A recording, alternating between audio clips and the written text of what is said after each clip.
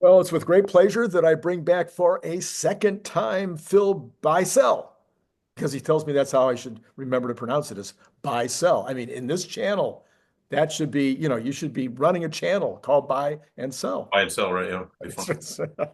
So what we want to talk about today, because Scott Walter has disappeared from the face of the earth. We don't know what Scott's doing these days, but what we do know is we need to keep talking about Optimus because that is really where the future money is going to be. And I was very intrigued with the paper that you recently put out that really got into differentiating this real world idea compared to the large language models in a way that I hadn't really thought it through. Because guess what? I'm not that guy. I'm not on that science and computer science side of things. I understand a lot about it. I've had plenty of opportunities in my life to have to put together big systems within my companies. But having said that, I want you to talk to us first about this differentiation and the amount of the data difference. This is kind of fun. So talk to me. What is the large language models use a lot of data, but they don't see the world in the same way as the Tesla world. And talk about the differences and the differences in the quantities. Sure. I mean, my premise is that that Optimus being in humanoid form, having eyes the way we think of humans, sort of, um, has a great opportunity to learn from data input through those very eyes, through its video system, right? And that my premise is that when we see Optimus show up in the market, we'll think of it early on as a productivity machine, something that'll do a lot of tasks. It will do them very well, very efficiently, but it'll be very task oriented. But because of Tesla's AI and because of vision, we'll move from this productivity machine to more of a reasoning machine. And there's so much there. I mean, it's a bit insane. If we kind of go back to what's going on in our AI assistant world, LLMs, those things when they showed up on planet Earth, they were largely trained with text data, and as you mentioned, a lot of it. Right. I mean, an enormous amount of textual data um, crawled over the web, as well as books, things that haven't been digitized, and what they've found, I mean, in recent times, is that they've run out of this data. It seems like a lot, but it's not in some measure. And so they've gone to this multimodal world where they've started to take in sound and images and video. And one of the issues there, I mean, so there's a lot that can do from a knowledge point of view. Um, but what I sort of contend is that it isn't real world. It's a bit more about like reading about physics versus doing. So if you take Optimus, who beyond its visual sense, which is its largest input by far, it can also sense by touch and force. And so, unlike watching a video of an apple falling or something, it has the opportunity to kind of interact with the world in a natural way, the way we do, especially because it's humanoid. And there's some real merit to that form. So then, because of that, it can kind of learn the physics of the world, and I think that's where it will shine ultimately. And way we'll see that probably is that it will learn to reason. And we don't have to go all the way into this AGI world to say this, right? I mean, we don't like the mind of Optimus is probably not going to be conscious or sentient. I mean, these words are Right, right, right, right. interesting things. Yeah, right. Like we can, but in terms of what it does and what we perceive it to do, I mean, for example, if you look at an LLM and you ask it a question, it comes back with some remarkable answers, right? I mean, some of the stuff is absolutely amazing. And then if you kind of dial back, you realize that it's just a really fancy word completer, right? Yeah. In other words, that's what it really is at the heart of it. But it seems very intelligent, right? Um, and I think that goes so far. But I think, not only will Optimus, um, I mean, it'll have the ability to take in all this vision data, but Tesla AI team will really move that towards augmenting models locally on Optimus that will then be able to be pushed back globally to the fleet.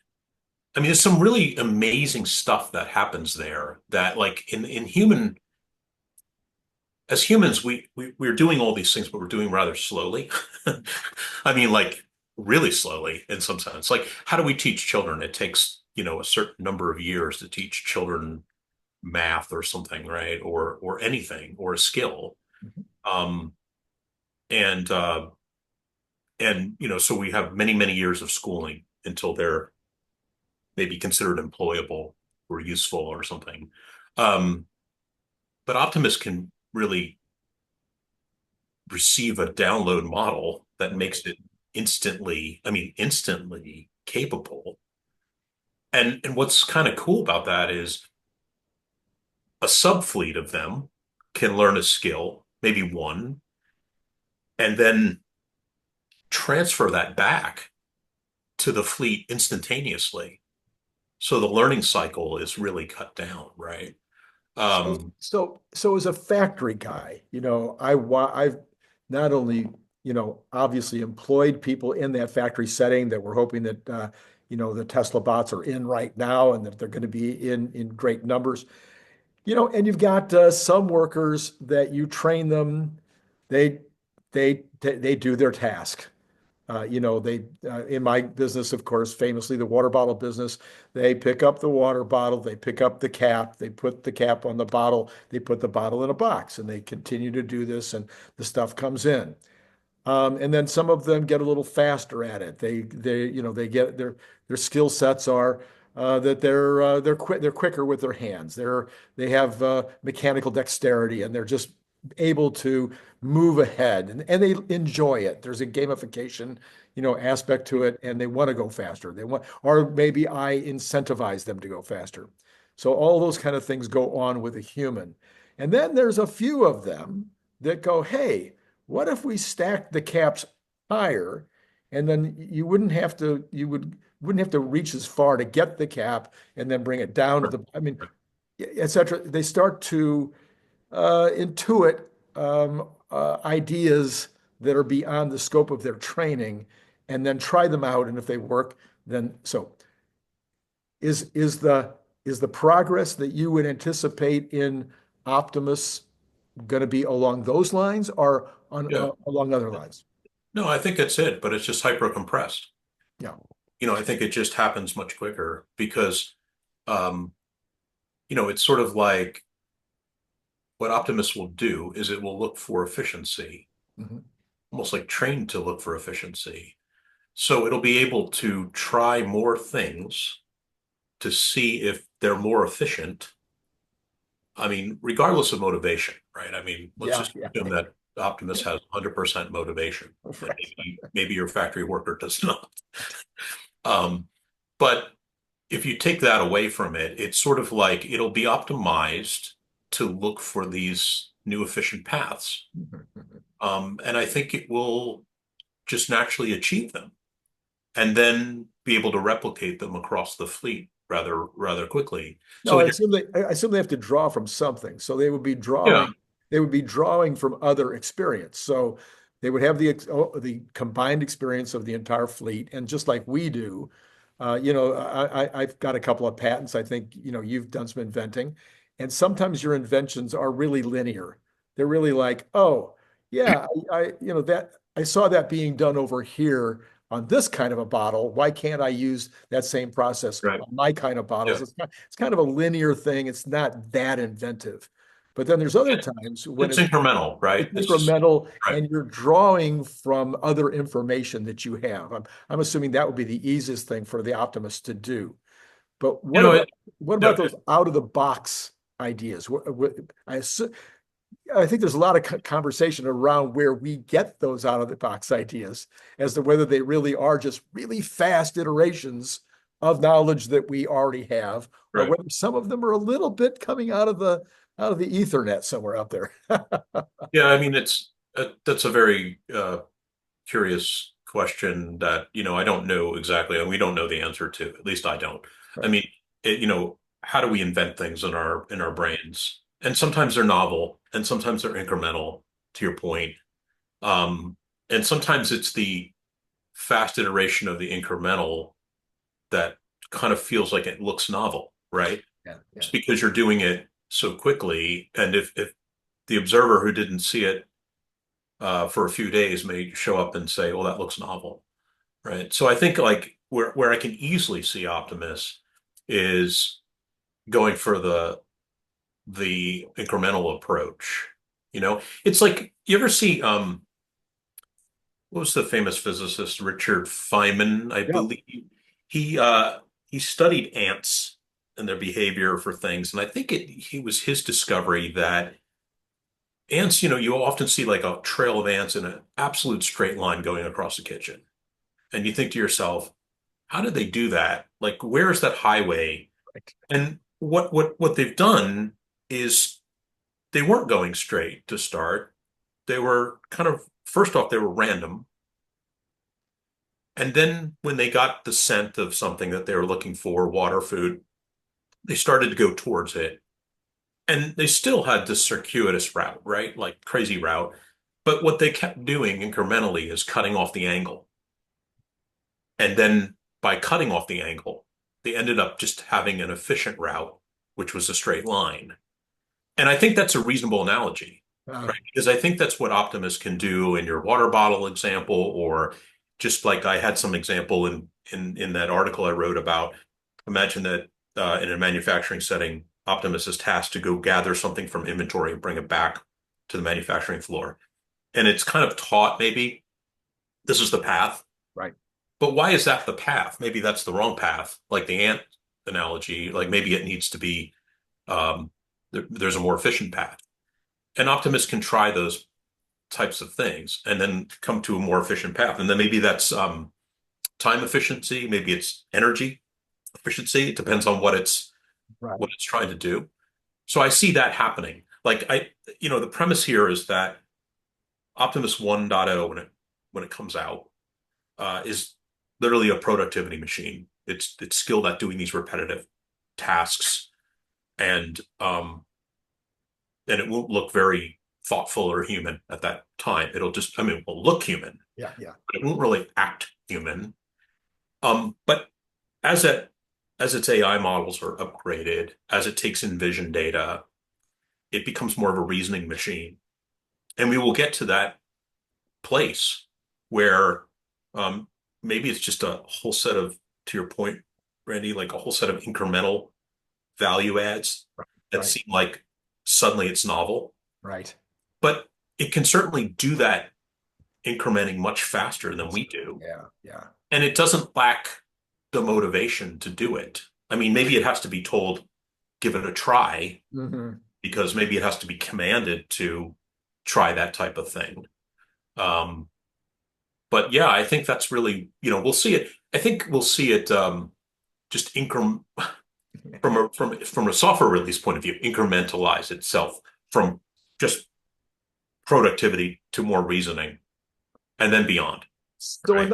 So another really interesting aspect of your paper that I have never thought about really until the last year. It's basically been Jordan Peterson who's been talking about it that makes me even recognize that it exists. But the reality is, well, the reality, when we are in reality, we cannot, as humans, uh, take in everything around us. Right. We have to filter. If we don't filter, our brains would be, Yeah. we couldn't handle it. So right now I'm concentrating on your picture and my picture, but behind my stand here is, a whole beautiful green, greenery outside with a beautiful bright day out my window. There's all these things going on. I can't take that in at all. I mean, I have maybe a slight sense that's there, and if it mattered, it would all of a sudden, impact me. But I can't do that. It has to filter it out, or I can't even operate. I can't even. My brain is just not big enough. So but you bring in kind of a couple of new ways of looking at this, and that is that the Optimus in some ways might be able to filter differently. And you used an analogy of something about trees and leaves. I'll let you go into that. And then you also talked about being able to manage to do two things at once, which we humans are terrible at doing. And you use an example of that as well with some uh, uh, a trash picking robot on a city street. So anyway, give us a little fill in my blanks there and Sure. tell us what. Well, yeah, I mean, the gist of what you're saying is what I was writing, is the idea that as humans, we kind of remember um, these sort of inflection points of changes of scenery. Like if you think of it as video is merely a set of frames. I mean, obviously, when we store video, we've compressed between them, et cetera. We're looking for changes between the frames, but as humans, we're doing that as well. And so when we enter a room, so you're familiar with a room in your home. You walk in that room after this conversation, and something's different. That's the thing you pick up on. But you don't necessarily you don't know the count of books behind you, right? You probably don't know the entire inventory of those books, like all the titles. Um, you probably, as you said, you were looking the other way. You probably don't know how many birds went by the window today. But that type of thing is very different, I think, in how Optimus works because there is no necessarily frame loss, right? I mean, it's processing limited per se, but that's becoming less of a thing. I mean, um, and so, I use the example of counting to illustrate that something that takes high effort from a human is literally effortless.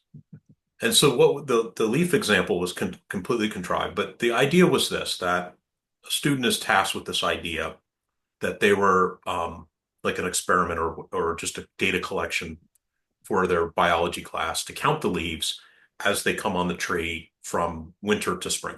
Mm. Right. And that's really, really easy in the first couple days. You only have a couple leaves show up. And by the 20th day or whatever, it becomes basically impossible.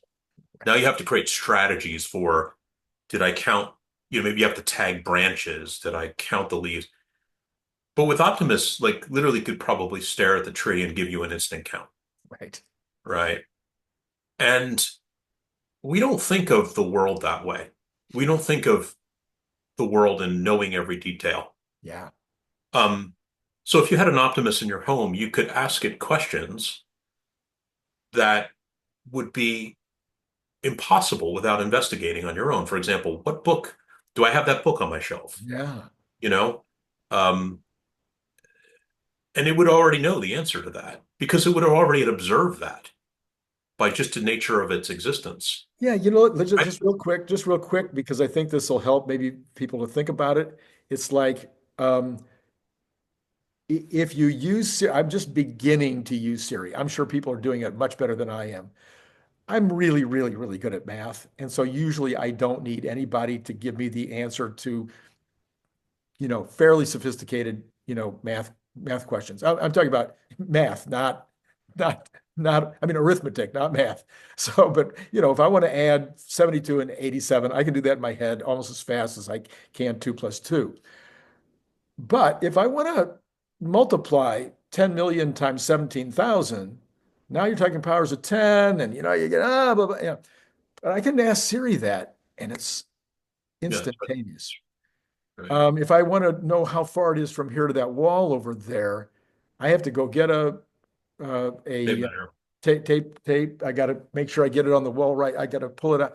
But in this thing, I've got some kind of a, I don't know how it works, but it can tell me how far it is from that Right. wall. And so we're saying that Optimus in many ways will bring that even more, be even more embodied in terms of our real world. If you train it to, if you ask it, it will be able to do those kinds of things in Yeah, instantaneous. Yeah. and it may just be that it's just doing it anyway. Oh, you say, yeah, I yeah, mean, in a sense, like, what if, for example, you said, okay, what is the size of my office, in terms of right. length, width, or whatever? What if it already knew that? Ooh, Like, you're in a different room of your home, and it knew the answer to that. Didn't have to go do anything because yeah, it already observed it. right. What I'm saying is the observational detail that it can pick up is so enormous that it won't miss a beat. Yeah, Uh, and it may record those things or be asked to record those things. I mean, right, right, depends on how you look right, at it. But, right. I use that example of you take a small fleet of maybe five and you have it clean the streets of a municipality. It's like go down Main Street, empty the garbage, pick up trash on the street, power wash every evening, whatever, right? I mean, Mhm, there's no limit to mhm, um, its tasking. But you could say along the way, I want you to observe. Well, maybe you have to say very discreetly, I want you to observe the um the the the, the pedestrians, the people on the street, and these are the details I want you to observe. right, And you know, imagine, I mean, you can't do this. Yes, there are camera systems that can do this, right, right, but right. this is just such a natural thing that can roam anywhere. I mean, you could be tasked to walk the trails to do the same thing I'm saying, which is, count the number of males and females, their ages, the number of children, I mean, just about anything. Yeah, yeah, Clothing wearing, the brands of their sneakers, what stores they go in, do they come out with stuff? Are they in a hurry? Do they look like they're shopping for necessities, or is it just, for fun? I mean, like all these different potential things. Um, so and by the way, most of what I'm saying doesn't involve anything but observation, hmm hmm right? I mean, I break it up into kind of this observational aspect of it that, and then an experimental. So we started the conversation, we started talking about it experimenting to create efficiency on the factory floor, right. right? But this, we're talking about the basics here of just doing things that humans don't do very well, which is just count things in the world. And there's a lot of data there. I mean, we don't know we know so little about the natural world because we haven't literally counted everything. Yeah, right. We don't know And how, and it would be really hard and too. it would be really hard, right? And that, like that example of the contrived example about counting the leaves, I think I open it up and I say, well, what if Optimus, not only could it count one deciduous tree in your Right. yard, but it could count them all the ones in the neighborhood. You could ask all your friend, buddy Optimus down the street to do their counting. You could aggregate it across the country, different. And while it's hard to imagine what the benefit of that would be, you could just as easily do what they're doing with drones now. At ground level, you could say, check my plants every day and look for any evidence of disease, look for any evidence Exactly. of Yeah, insects, yeah, in my garden, just my little garden here. yeah. So I think about, well, what would I have Optimus do? And the only thing I mean, my life is so easy. The only thing I've been able to come up with was, rub my shoulders. And really do a great job, but when you start thinking about the kind of additional, the kind of layered on kinds of things that you're discussing here, all of a sudden it's like, well, I wouldn't have even thought to ask it to check my garden for Well, disease and yeah, aphids. Yeah. there's a lot of interesting, almost kind of insane thoughts. I mean, I'll give you an example I was thinking of the other day. Imagine that so let's say that the way Tesla sells these things is really they lease them by the hour or something, right? Yeah, right. I mean, I expect that probably will be the case. I mean, there's some practical reasons for that. For instance, having a global off button, some things like that. Um, but it just makes sense, I think. And so maybe not when it gets into the home, but we're probably far away Yeah, yeah. from that, whatever that A few means. years, yes. Yeah, no, far may not be as far as we think, but certainly like if you employ them in factory or service, let's say service industry. So mention that you bring them into a restaurant, and what's happening here is you're asking them to do like, why are they in the restaurant? Well, maybe just to clean, like simple task. I mean, imagine that you put one in service at your restaurant and you said, just clean the place 100%, top to bottom by the next morning, which, maybe you do weekly right now with your staff where they, literally pull out the refrigerators and do the floors. I mean, I don't know how every restaurant works, but imagine that then you start to teach it to cook, Hmm. right? And it's like, okay, and some of the tasks are just purely repetitive, right? Repetitive. But then you start to teach it the secret sauce, no pun intended, like literally like certain things that are unique to, say, that restaurant, its ability to prepare food in a way that makes it taste good, right? Right. Um, Now, in a sense, what you've done is you said, here's this AI model that exists on Optimus. It's come from the factory, so to speak. It's come from Tesla. It's installed, it's running, it can do things. Now you're teaching it to do things, so you're augmenting its model. You're doing it locally. You have Right. local Right. changes to it. The Optimus at the restaurant down the street doesn't have those changes. So now, what if you take those learnings and you bring it back to Tesla and you kind of retrain the model with that data and you push it out to the fleet, right? Well, now you have a new interesting problem, which is that somebody in a manufacturing setting, a service industry, has taught Optimus to do things that are unique and Right. valuable to their business, Right. and they don't want that Right. Right. information, Right. Right. right? So suddenly, the idea, one of the beauties of these AI models today is that they're just a big box of lovely numbers, and Hmm. they don't have all these permissions attached to them, Hmm. Hmm. right? So you could imagine a circumstance where you're like, okay, maybe maybe you can train that back at the Tesla data center, but you can only push them to the subfleet Right.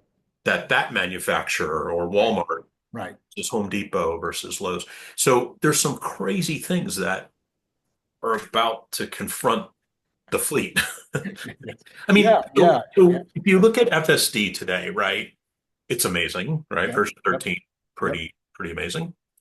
But the model it's only as good as the model that's been installed, and the model is static.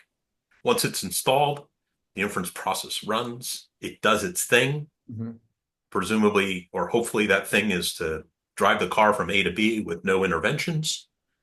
But if there are things that aren't working right in that model, it has to be retrained, right? You have to bring that data back. Now, there's Tesla probably is extremely efficient about seeing those interventions or seeing certain circumstances, cherry picking data from the fleet that it wants to retrain in the model, and chop off another piece of the tail of problems, Hmm. right? Hmm. But that is not the way ultimately Optimus will work. Optimus will be taught locally. I'm not saying you can't do that with the car. Yeah. It's, Yeah. Yeah. Hmm. there are examples like in my community, there's a gate to get into my community. Okay, Right. Right. so my car doesn't know to go to the resident entrance. It has no unique in its FSD. It knows there's a gate and it Yeah. knows not to crash into the gate, but it doesn't know that if it goes to the right-hand lane, It's for visitors it or. opens up automatically. The left-hand lane, you have to go to the guard. So um, So that's stuff that ultimately has to happen anyway in FSD. FSD to get to that final endpoint is going to have to do some local preferences, Local. Yeah. augmentation, Yeah. Yeah. augmentation. Yeah. But Optimus, I think, will start to see that more naturally. Like because we'll be telling it to, like if it's in the home, we'll be telling it to do certain things a certain way that we do them. Yeah. Yeah. And to my point about like private information, even in the home, it's like it's not so much about private, it's more about custom, It right? might be very It might, private. well, it might be private. It might be private, but yeah. Yeah. Um, but but We won't go there today. yes, but it might be more about custom too, right? Like Yeah, yeah, yeah. it's the way we do. So it may not be appropriate or sensible to bring that back to the fleet Right.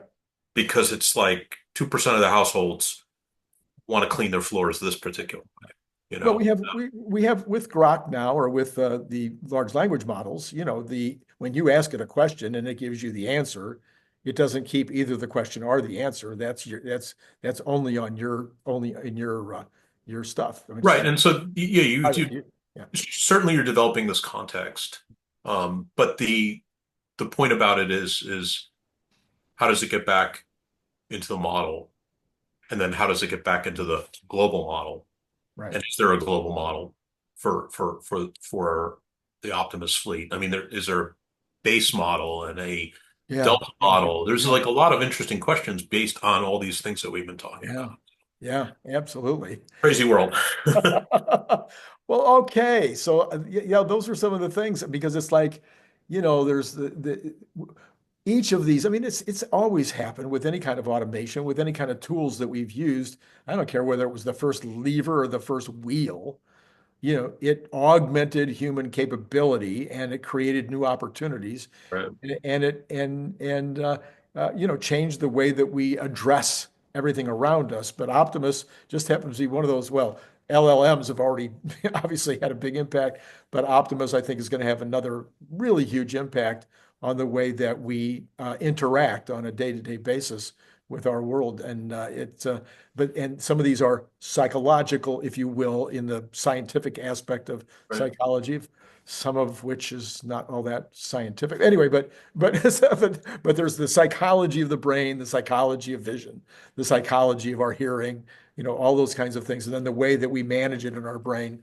And yeah, and that's what you brought out in this paper, which is what I liked. I think the other uh, thing that I like to talk about is that it's super important to be in humanoid form. Yeah. I mean, like it's an embodied AI, Mhm. which is important, I think, just in general, because now it can learn a physics model in a natural world sort of way, right? Okay, that's very important. So it's not just reading about it or seeing pictures of how the world works. Um, well, in a sense, it is, but it can experiment in that world. Right. But it's kind of unique because in humanoid form, I mean, obviously people talk about it and say, well, it's put it in humanoid form. It's because we're humans and this is the way the world works. And we built the world for humans. And therefore, yes, and that does allow Optimus to go anywhere and, it can go upstairs and it can go through doors. It can open doors that, that be of human form and of human size.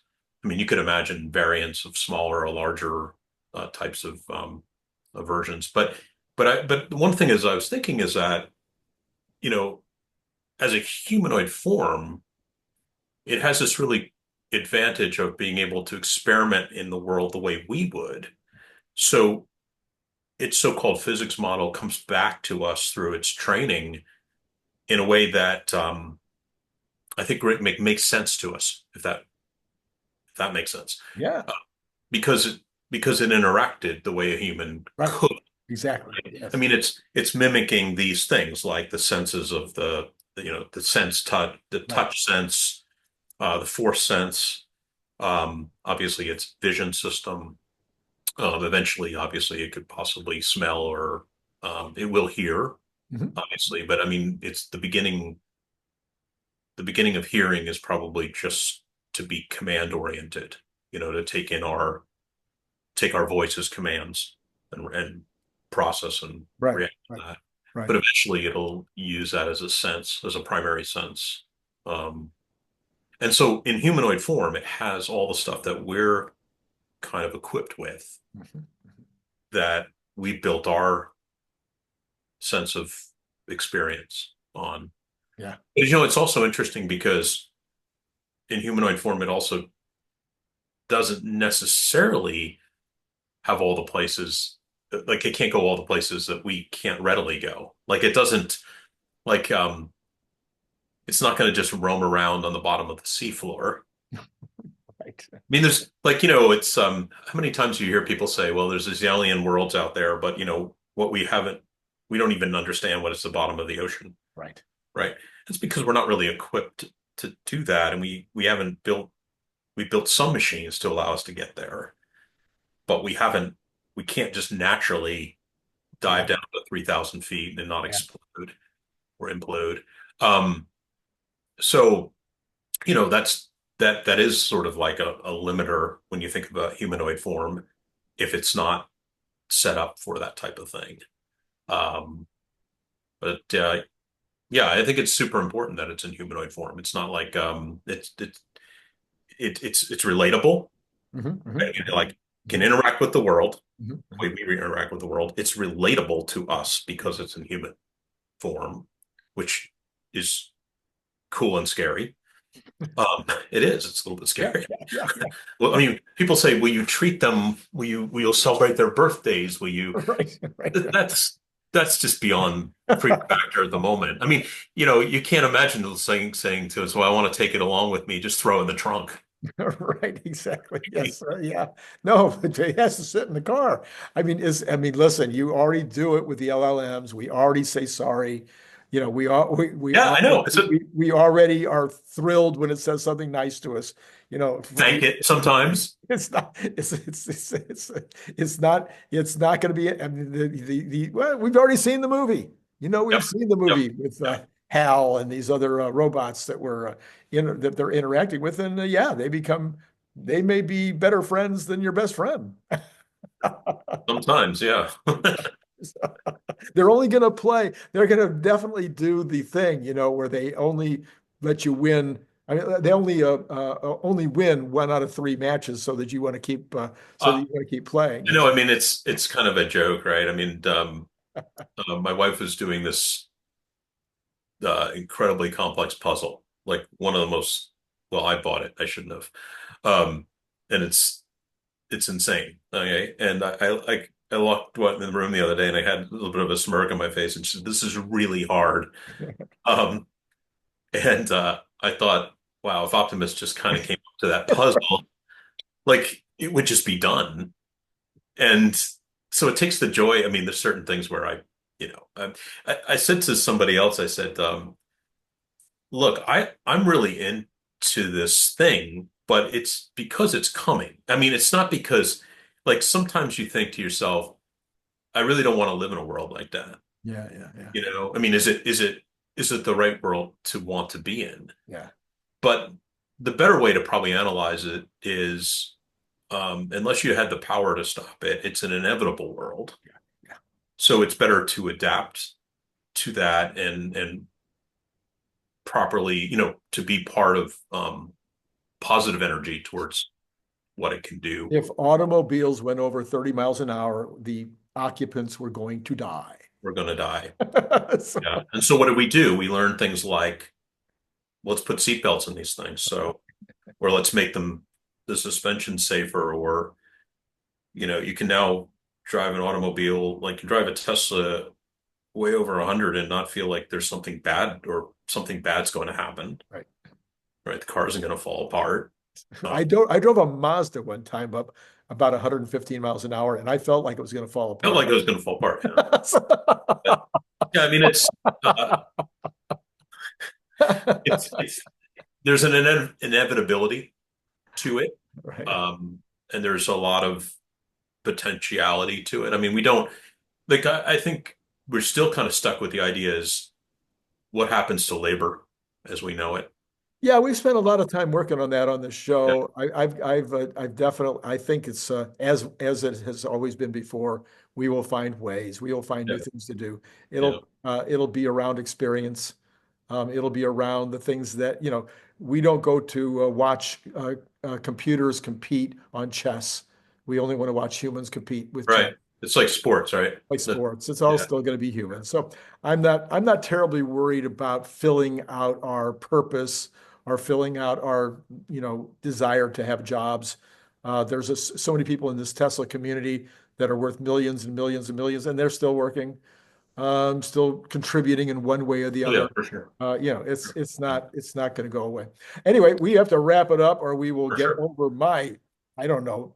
I don't know. Set the No one will be interested in watching it. Well, no, they'll keep watching. I suppose. I've never tried to do like one of those 3-hour ones, but maybe sometime I'll try that and see what Get happens. your Joe Rogan going there. So, Phil Beisel, All right. a thrill, a minute to have you on here and talk about things that basically nobody else that I can find knows how to talk about. So this is why we bring you on. All right. And to all of you out there, as always, it has been great talking to you. Yes, thank you.